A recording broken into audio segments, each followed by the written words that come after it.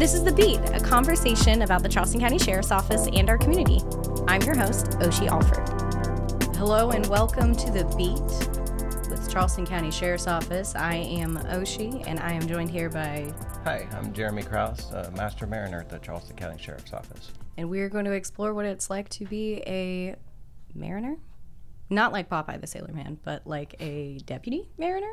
Yes. So what do you do? I'm a deputy assigned to the Charleston County Sheriff's Office Marine Division. Unlike the patrol deputies on the street, my area of responsibility is all the waterways. So my patrol vehicle is a boat. What kind of boat? We have 11 different boats, all for different roles and different missions. We have a really big landing craft style boat that has what's called a bow gate that drops down the front. Like a ramp? Like a ramp.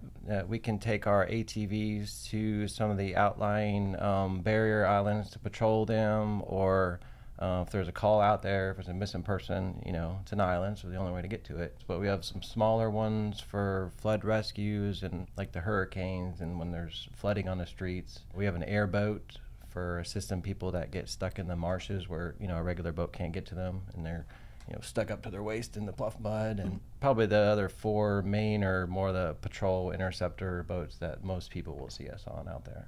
So which one are you on majority of the time?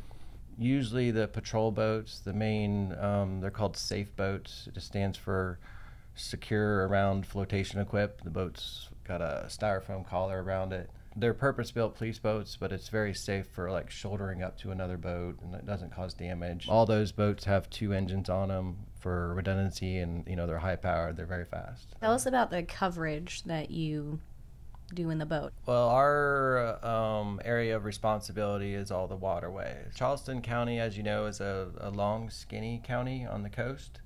Has about 100 miles roughly of coastline, and our jurisdiction goes 3 miles offshore. We certainly push out way past that, and that would be in the role of assisting the Coast Guard with like searches they have offshore. We've had some people getting in disturbances on shrimp boats way out there, and we have to go out there to assist the Coast Guard. And then there's all the tributary rivers, the Wando, Cooper, Ashley, Stono, north and south ICWs. We respond to calls in ponds with some of our smaller boats. Because I don't have a police car, I have a truck that we tow these boats around with. So if somebody has a water-related issue, there's a good chance that you are going to be the response person or one of your team. Mm-hmm.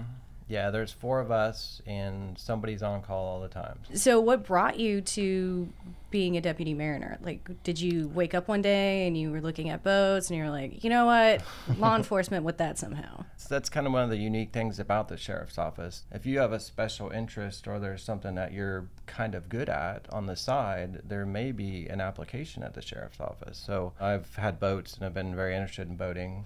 And I got the opportunity when an opening came up to apply and then sort of apply my previous boating experience and skills, to my job as a deputy, which is kind of neat. I used to be a competitive swimmer, and so years ago I applied and got on the underwater recovery team, the dive team. There are things that people might be good at and they're considering being a deputy, and you might be able to apply that skill to the job of law enforcement. So you started as a deputy. Like, were you patrol or? I started as a detention deputy. Really? And then I was a member of the TAC team at the jail, which is like the SWAT team of the jail. Mm-hmm.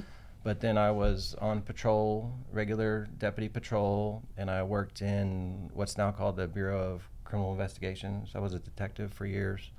I guess I knew the Marine Patrol just from being on a dive team for so long because we worked with them. Obviously, they were our boat rides. So, and then when an opening came, I decided to make the switch, and I've been on Marine Patrol for about 8 years now. What advice would you have given your younger self, like before you discovered that this was an opportunity? I mean, I always knew the Sheriff's Office was a big agency with lots of different units within. Not like a smaller agency where you're just going to be stuck in one place. I was always good at drawing, so I trained years ago and became a facial composite artist, and I got some really cool stories from that when I was a detective and solving cases and doing that. I just think that's the neat thing about this agency, and especially now, with the sheriff who's willing to try new things.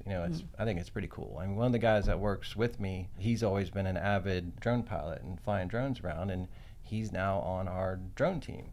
That is actually very cool. I mean, you've got like a kind of a jack of all trades kind of situation going here. You've tried it all, and then you've ended up in Marine Patrol. And yeah, you try different things, and that's how it is here. If you don't end up liking something, you can go somewhere else and do something different. Do you have cool stories from Marine Patrol? We found an injured sea turtle in the harbor, and its shell was cracked. We made some calls to the aquarium, South Carolina Aquarium, and we were able to get it over there to them. And I like doing that stuff and helping to preserve the environment out there so everybody can enjoy it, forever. And I think it's a good thing for people to get out on the waterways as long as they do it safely. We bear witness to unfortunate situations out on the water. For every one of those, there's, hopefully 10 good things that happen. My partner and I came across a guy who was, in a bad way out by the jetties, the rocks, the entrance to Charleston, and his boat was broken down, and he was panicking. He was not doing well, and we were able to kind of hold on to his boat and get him from, he's about to hit the rocks because it was really rough and stuff, and then we were able to actually fix his boat and get it running again. And he was still kind of nervous, so we're like, we'll take you in. So we just, like, my partner jumped on his boat and we drove him back in. It made us feel good that we saved him because it was going to be bad really soon. We were able to help him, so that's kind of cool. So in your day-to-day, you just, now forgive me if I'm oversimplifying here, you patrol the area, or if there's anything you can do to assist anybody. Do you have like high volume days? Particularly, for example, my first thought is like BUIs, boating under the influence.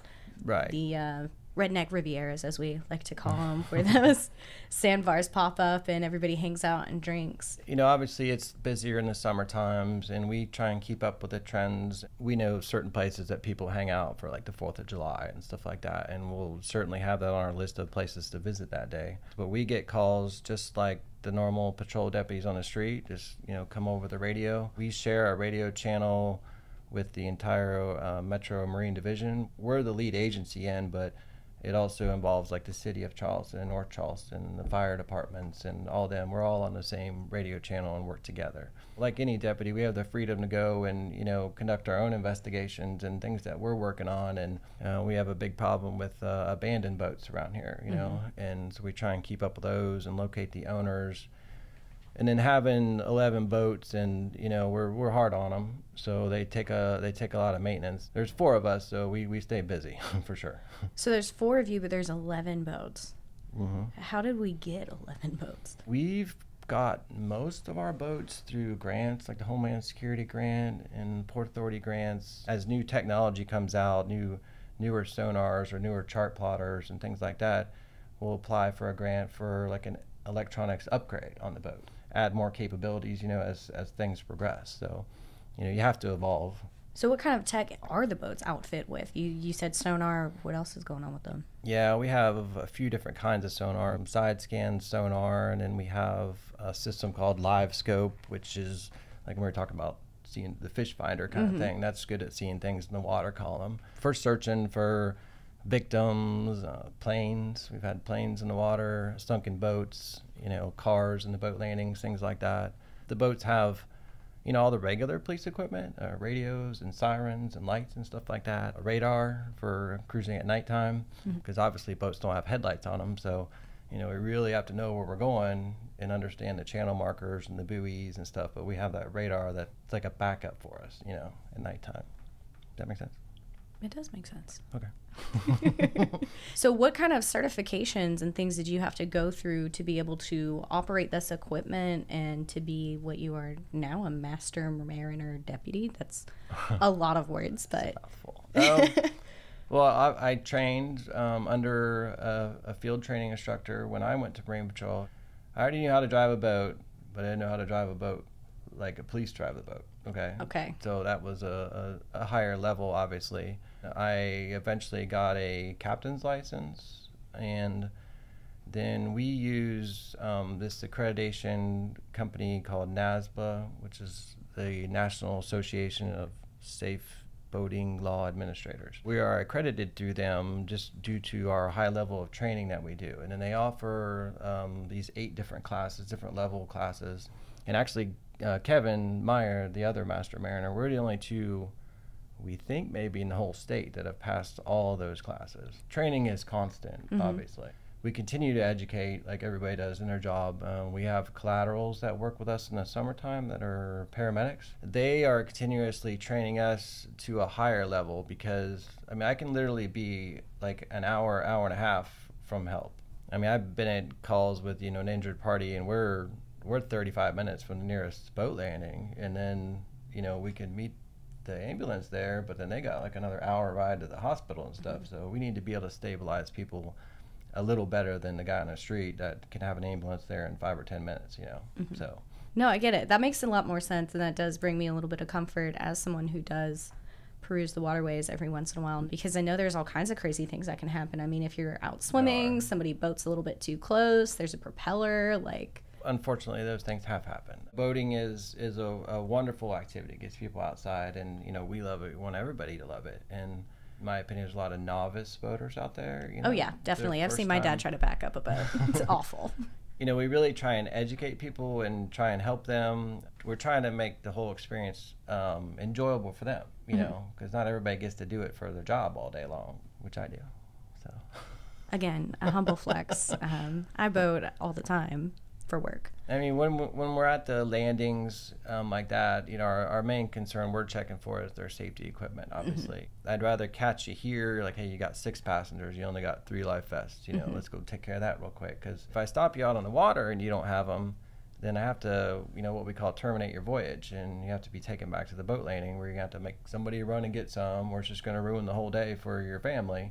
I would say 99% of the people that are drowned around here would not have if they had a life vest on. Do you think that's like the most common issue that you run into is the lack of safety equipment? Or like if you could address everybody right now and say, hey, if you do this one thing, it's going to save me so much trouble. Teach your kids how to swim. Get swimming lessons for your children. I mean, we live on the coast. There's rivers, bridges everywhere. I feel like everybody should know how to swim. I mean, I think that's very important. But if you're going on a boat, and especially if you're new to boating, have your life vest, have them near you. If you cannot swim, I think you should wear the life vest, especially if it's rough out, because you don't want a happy family day to turn into a tragedy just like that. I was in a boating accident, not at work. I was in a boating accident personally a long time ago. Hit a sandbar. I broke my neck. So. Oh wow.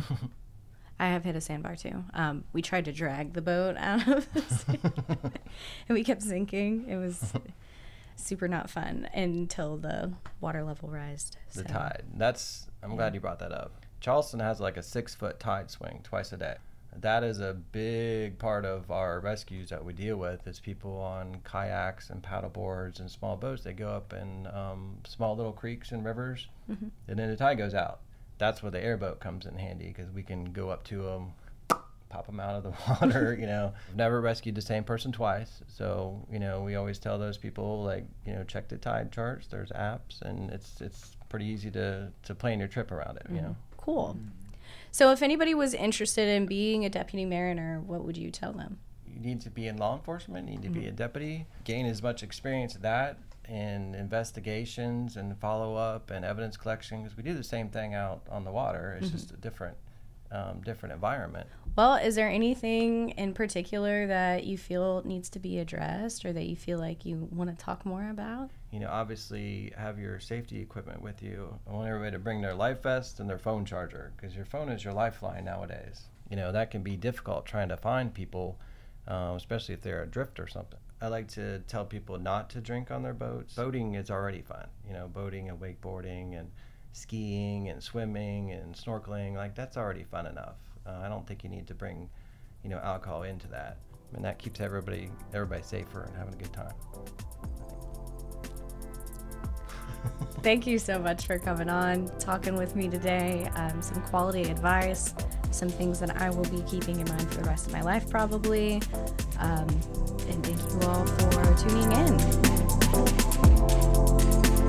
This has been The Beat, a conversation about the Charleston County Sheriff's Office and our community. I'm your host, Oshie Alford. Look for future episodes by following the Charleston County Sheriff's Office on Facebook, YouTube, or wherever you get your podcasts.